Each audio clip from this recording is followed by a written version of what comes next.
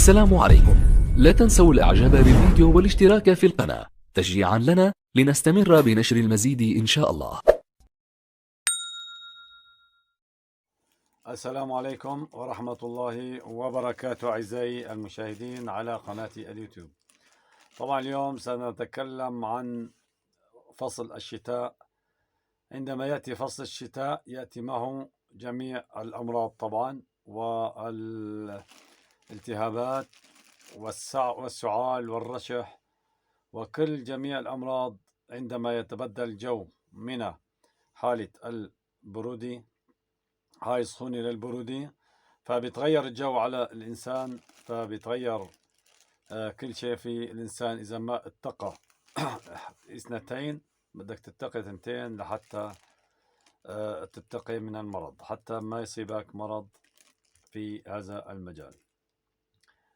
إذن أعزائي المشاهدين، شو هني التنتين اللي بتتقيهم حتى ما تمرض بالالتهابات؟ أول شغلة الدخان، بدك ما تدخن وتبتعد عن التدخين، وخاصة الغير مدخن ما بيبرك مع مدخنين نهائيا. يعني أي واحد ما مدخن بيشم ريحة التدخين وبيدخل على بلعومه على زلعومه وحلقه، فمباشرة راح ينزل بنداناته ويلتهب حلقه.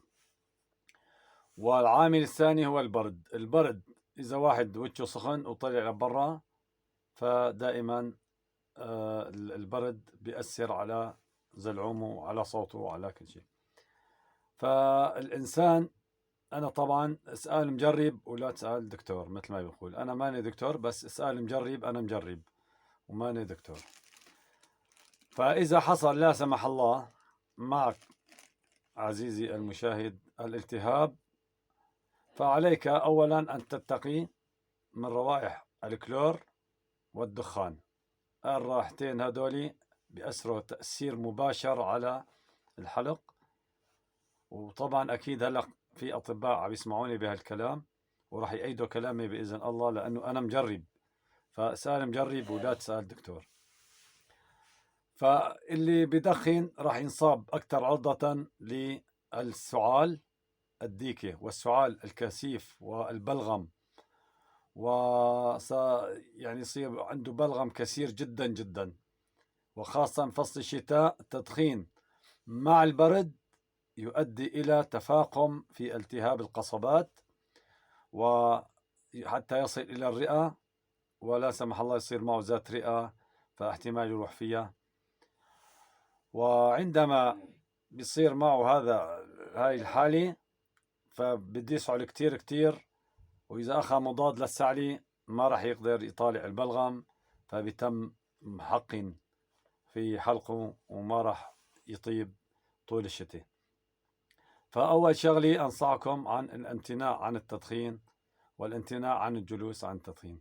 طبعا أنا بإذن الله يعني كل إنسان بمرض من البرد أو في حالة الشم ريحة التدخين.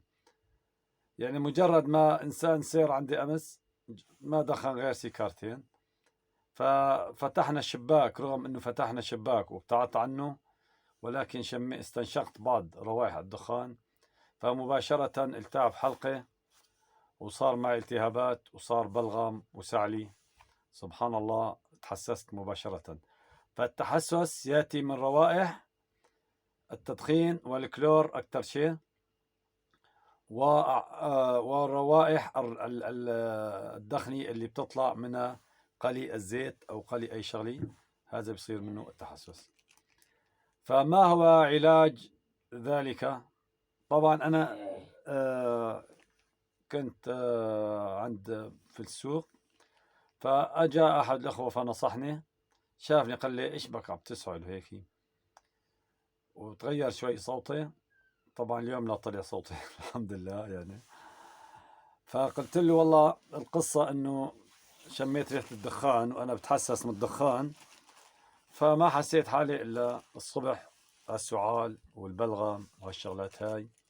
وطبعا قمت بتوقيت نفسي من البرد، فحطيت دانات تودي بدف الدانات ودفاحة وقبوع أحيانا. المهم ما صار إلا ملتام حلقة من الدخان. فالدخان هو العدو الأول للإنسان. فأعزائي المشاهدين اللي بدخن يعني أرجو أن يقتلع عن التدخين ويدفي حاله كويس. فإذا واحد انصاب بأحد هذه نزلات البرد، بيسموها في الطب نزلات البرد والقريب، فإذا واحد قرب، فعند اللي أنا قربت أمس، فأجا واحد أحد الأخوة اللي كان يشتغل عند دكتور أسنان، فقال له الدكتور أسنان عليك بالقرنفل.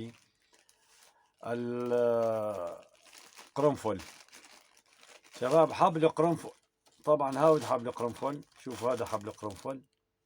طبعا هاي الحبات صغار هدولي عبارة هاي كلهم حقهم ليرتين بس، يعني تصور قرنفل غالي كتير. فهاي حبي، فأنت بحاجة لحبة وحدة فقط، ولها مفعول سحري على الالتهاب. أنا جربتها والحمد لله اليوم شفيت بإذن الله من كتر ما حط من هذا. فكيف استعمال القرنفل؟ طبعا هذا القرنفل، هذه حبة القرنفل، شوفوها، هاي حبة القرنفل بيسموها بسمار القرنفل أحيانا بيسموه.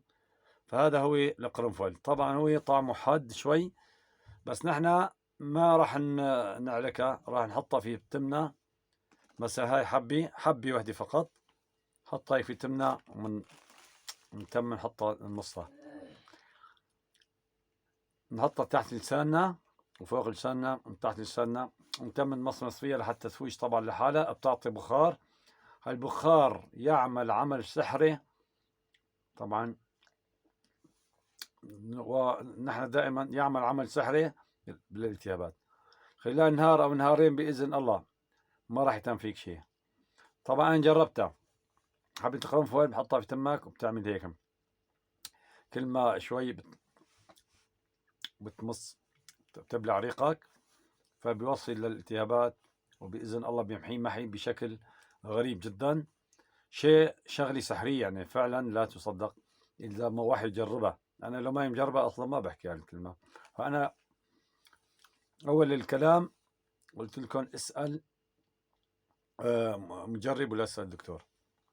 فسبحان الله، نصيحة هاي من دكتور أسنان.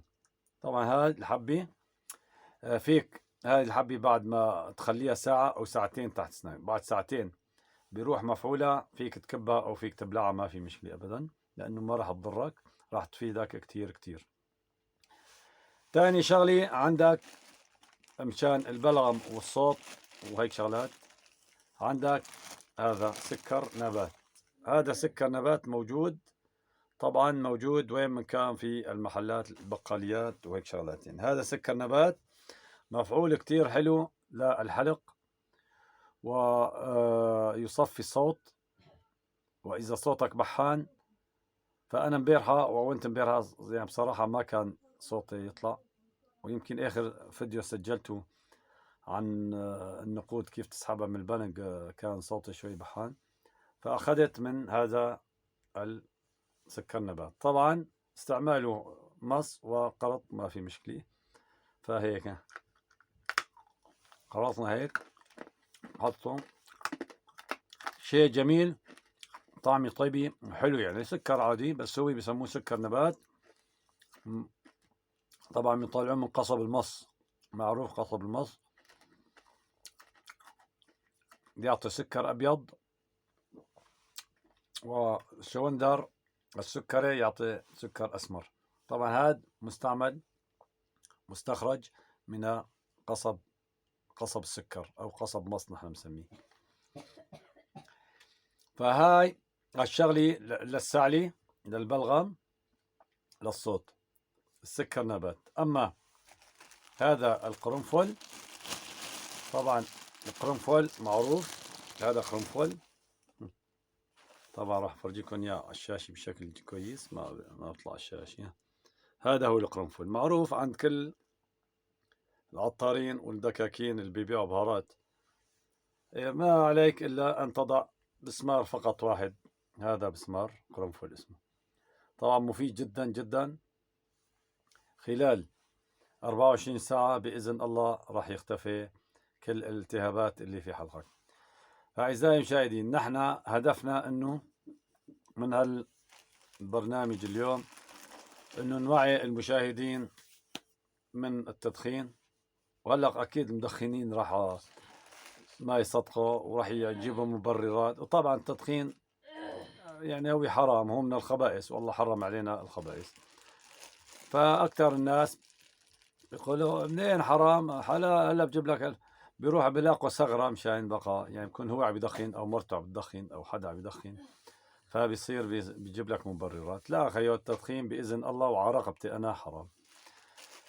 فما هو نحن موضوعنا موضوع الحلال والحرام في الموضوع إنه الدخان يؤثر في القصبات، ومهما كنت مرضان وعم تدخن مستحيل تطيب من السعال. ومهما أخذت حب وما أخذت حب التهاب أو حب قريب أو كذا، ما راح تطيب، ما راح تطيب، يعني ما راح تطيب لحتى يطلع البلغم كله اللي مجمع عندك هون، والنيكوتين اللي يمصوا دمك من الدخان.